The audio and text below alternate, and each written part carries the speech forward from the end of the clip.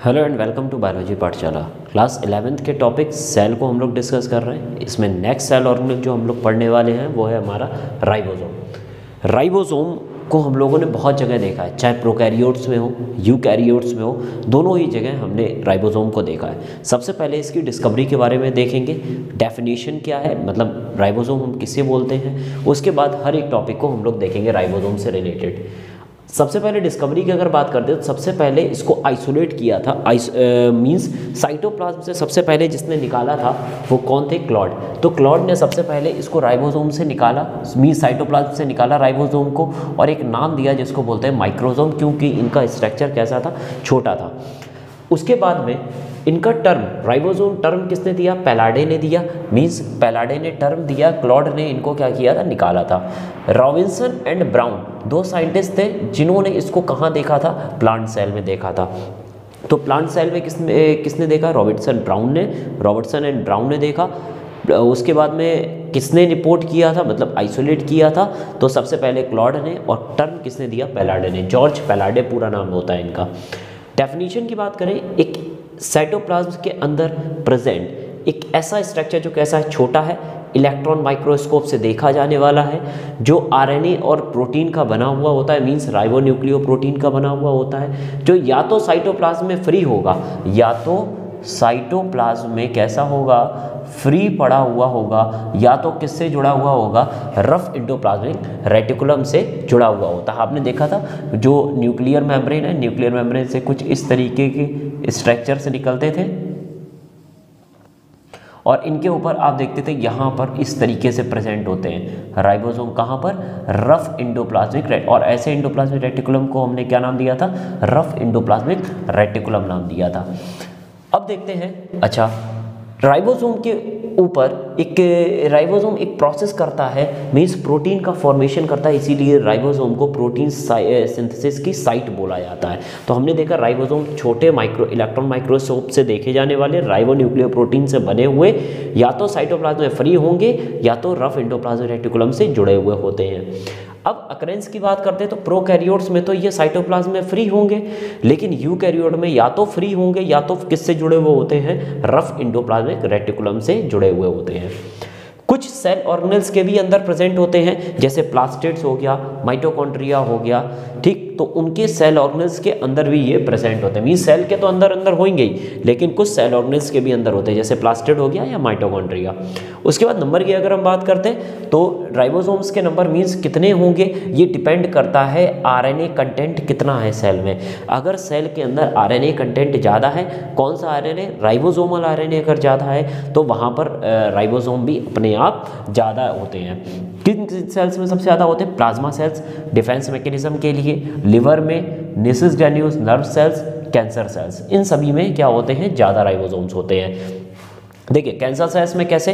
Cancer जो होती है वो कैंसर सेल्स एक प्रकार की प्रोटीन बनाती है जो अनकंट्रोल्ड ग्रोथ करवाने का काम करती है सेल को। अब प्रोटीन बनाती है, और मैंने आपको बताया कि प्रोटीन सिंथेसिस मीन्स कहीं ना कहीं कैंसर सेल जो प्रोटीन बना रही है वो प्रोटीन बनाएगा कौन? राइबोसोम। इसीलिए कैंसर सेल्स में भी कौन होते हैं? राइबोसोम प्रेजेंट होते हैं। अब बात करते हैं ये कितने टाइप्स के होते हैं। तो सेडिमेंटेशन कॉफिशिएंट के आधार पर हम देखेंगे। अब देखेंगे सेडिमेंटेशन कॉफिशिएंट क्या होता है। देखिए लेबोरेटरी वगैरह में आप कभी गए होंगे, वहाँ पर एक मशीन होती है जिसको बोलते हैं सेंट्रीफ्यूग। सेंट्रीफ्यूग मशीन बहुत तेज़ी से क्या करती है? रोटेट करती है। उसी रोटेशन को के आधार पर हम ये देखते हैं, जब किसी भी सेल को हम डालते हैं तो जो आरएनए अपने, जैसे मान लीजिए हमने ट्यूब में सभी को क्या कर दिया, सभी यूनिट्स को हमने आरएनए को डाल दिया, हर ट्यूब के बाहर उसकी यूनिट लिखी होती है, मींस डेंसिटी के आधार पर ये अपने आप लग जाते हैं, और क्योंकि ये नीचे की तरफ बैठते हैं, सेडिमेंट की तरह बैठते हैं, इसीलिए इसको बोलते हैं सेडिमेंटेशन कॉफिशिएंट। तो सेडिमेंटेशन कॉफिशिएंट के आधार पर हर आरएनए अपने सेडिमेंटेशन पॉइंट पर इकट्ठा हो जाते हैं, और उसी आरएनए को उसी सेडिमेंटेशन कॉफिशिएंट के आधार पर जाना जाता है। दो टाइप के आरएनए होते हैं, एक हमारा 70S होता है, तो दूसरा हमारा कौन सा होता है? 80S। 70S राइबोसोम प्रोकैरियोट में पाया जाएगा, यूकैरियोट के माइटोकॉन्ड्रिया में पाया जाता है, यूकैरियोट के प्लास्टिड्स में पाया जाता है। ये दोनों यूकैरियोट्स के ये हमारा प्रोकैरियोट का। 70s दो सब यूनिट का बड़ा हुआ होता है, एक बड़ी सब यूनिट और एक छोटी। बड़ी 50s, छोटी 30s होती है। तो हमने देखा राइबोसोम दो सब यूनिट से मिलकर बनता है। एक बड़ी जो होती है वो लार्जर सब यूनिट होती है, और छोटी जो होती है स्मॉलर सब यूनिट कौन सी होती है, 30s 70s की। 80s में लार्जर सब यूनिट 60 होती है, जबकि छोटी कौन सी होती है, 40s, और ये साइटोप्लाज्म में ही प्रेजेंट होती है। वो भी कहाँ प्रेजेंट होती है, साइटोप्लाज्म में फ्रीली प्रेजेंट होगी। ठीक, अब बात करते हैं इसके कुछ स्ट्रक्चर के बारे में। जैसे हमने देखा ये हमारे 70s का है, जिसमें ये हमारा कौन सा हो गया 50s, और ये कौन सा हो गया 30s। ये हमारा 60s और ये हमारा 40s। अगर हम देखें तो इसकी जो चौड़ाई होती कितनी होती है, 200 से 290 एंगस्ट्रॉम, और इसकी जो विड्थ होती है कितनी होती है, लेंथ इसकी हो गई, ये विड्थ हो गई कितनी होती है, 170 से 210 एंगस्ट्रॉम। ये कभी ज़्यादा पूछा नहीं जाता, लेकिन बेसिक आपको पता होना चाहिए अगर ठीक आप क्या करें डिस्क्रिप्टिव आप लिख रहे हैं तो। उसके बाद में 60 और 40 में 300 से लेकर 340 एंगस्ट्रॉम इसकी लेंथ होती है, और 200 से 240 एंगस्ट्रॉम इसका क्या होता है, विड्थ होता है। अब बात करते हैं स्ट्रक्चर की। राइबोसोम किसी भी मेम्ब्रेन द्वारा कवर नहीं होता है, इस ये कैसा ऑर्गेनेल है, नेकेड सेल ऑर्गेनेल्स है। कैसा सेल ऑर्गेनेल्स है, नेकेड सेल ऑर्गेनेल्स है। और नेकेड सेल ऑर्गेनेल्स होने के कारण इसको एक और नाम से भी जानते हैं, जिसको हम लोग बोलते हैं सब सेलुलर ऑर्गेनेल्स। क्या बोलते हैं, सब सेलुलर ऑर्गेनेल। क्या बोलते हैं, सब सेलुलर ऑर्गेनेल्स बोलते हैं।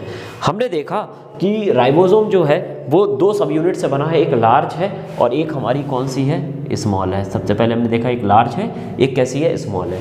लार्ज का शेप कैसा है, डोम शेप्ड होता है। किससे जुड़ी होती है, ER से। किससे, एंडोप्लाज्मिक रेटिकुलम से। किसकी हेल्प से, ग्लाइकोप्रोटीन की हेल्प से जुड़ी होती है। और ग्लाइकोप्रोटीन की हेल्प से, जो कौन सी ग्लाइकोप्रोटीन, राइबोफ्लोरिन। राइबोफ्लोरिन एक ग्लाइकोप्रोटीन है जो किससे जोड़ने में मदद करती है राइबोसोम को, एंडोप्लाज्मिक रेटिकुलम से। नेक्स्ट देखते हैं कि लार्ज सब यूनिट में कुछ खांचे पाई जाती, मीन्स डिप्रेशन पाए जाते हैं, जो क्या करते हैं, जहां पर पॉलीपेप्टाइड चेन उसके चारों तरफ क्या हो जाती है, इकट्ठी होकर लिपट जाती हैं। ठीक, तो सबसे पहले डिप्रेशन में कौन होता है, पॉलीपेप्टाइड चेन्स होती हैं।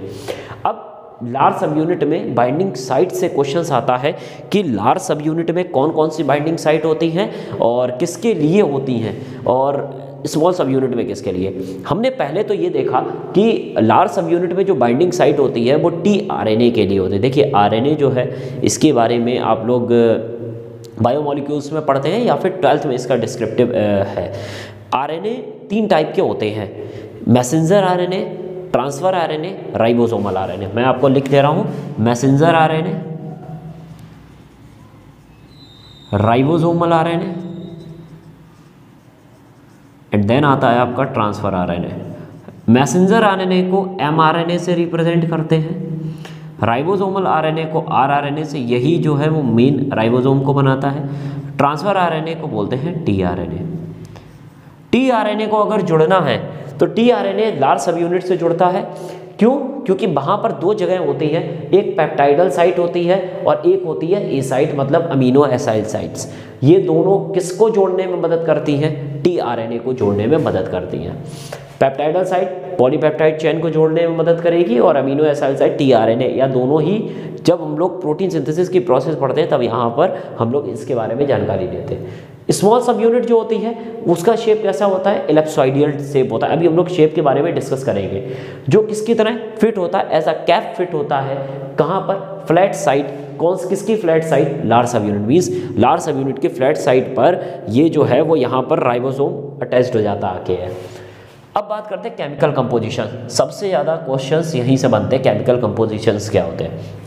अगर हमने आपसे बोला राइबोसोम दो चीज़ों का मिलकर बना होता है, एक प्रोटीन और एक rRNA, इसीलिए दोनों को कंबाइंड करके हम लोग क्या बोलते हैं, राइबोन्यूक्लियोप्रोटीन। राइबोन्यूक्लियोप्रोटीन में हम देखते हैं कि जो राइबोसोम होता है वो दो टाइप के हैं, एक 70S और एक 80S। 70S में 60 से 65 rRNA होता है, मतलब इतना परसेंट rRNA का होता है, जबकि 35 से 40% किसका होता है, प्रोटीन का। 80S में 45% rRNA होता है, जबकि 55% क्या होती है, प्रोटीन होती है। तो पहले तो हमने ये क्लियर किया। मैंने आपको बोला था कि जो आरएनए होते हैं वो सेडिमेंटेशन कोफिशिएंट के आधार पर जो रुकते हैं।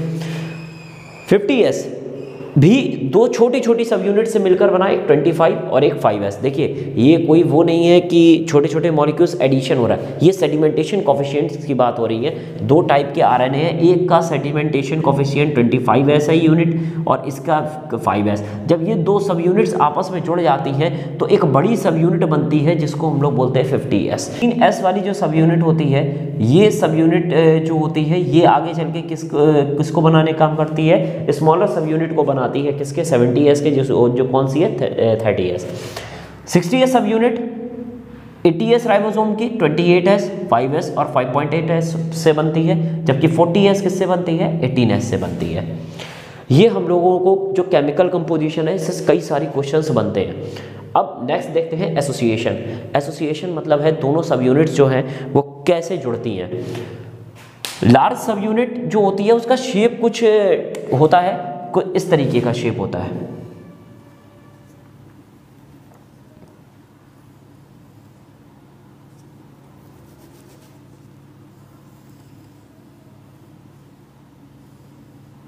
ठीक, ये इसका बेस कहलाता है, ये क्या कहलाता है, ब्रेस कहलाता है। ये इसका प्रोटर्वेसेंस वाला पार्ट कहलाता है, ये इसकी रिज कहलाती है, ये इसका स्टाल्क कहलाता है और नीचे वाला क्या हो गया, बेस।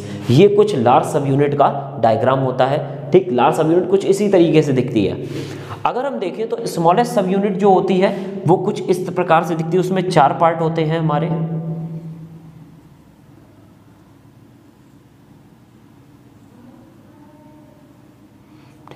वो हमारी इस तरह हिसाब से दिखती है। ये इसका बेस होता है, ये प्लेटिफॉर्म होता है, ये क्लेफ्ट होता है और ये हेड वाला पोर्शन होता है, क्लेफ्ट हेड। तो ये हमारा लार्ज सब यूनिट होती है, ये हमारी कैसी होती है, स्मॉल सब यूनिट होती है। ठीक, इसके शेप से ना पूछ करके इसके शेप के पार्ट से क्वेश्चंस पूछे जाते हैं। देखिए बेस इसमें भी है, बेस इसमें भी है। यहां से क्वेश्चन आता है प्रोटर्वेसेंस जो है वो किस सब यूनिट का पार्ट होता है, तो आप बता सकते हैं कि लार्ज सब यूनिट का।